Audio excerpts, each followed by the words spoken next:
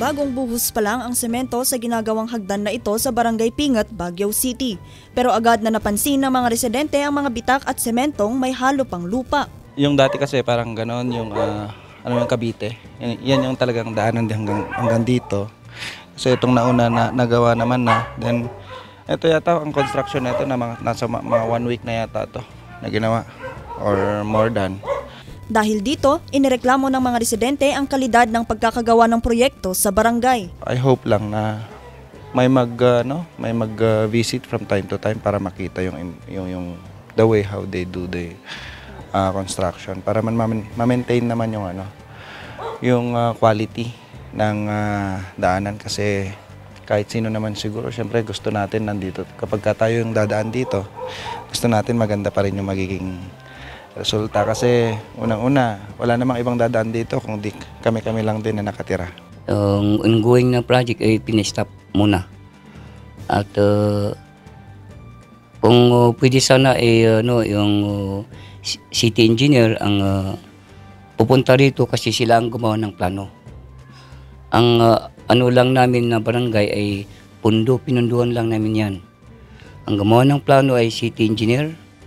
Dapat sana binantayan para kung mga trabahador ay hindi sinunod ang plano, sila ang magsabi na bakit hindi na sinunod ang plano. Ayon sa barangay, nagkakahalaga ang proyekto ng higit 200,000 pesos at sinimulan lang ang paggawa dito noong nakaraang linggo. Paglilinaw ng barangay, ang City Engineering Office ang gumawa ng plano.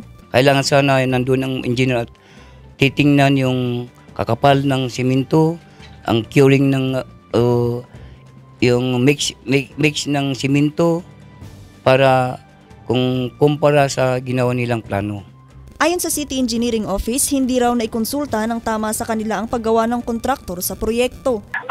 Ginawa kasi yung plano na yung pagko-concrete nila noong Saturday.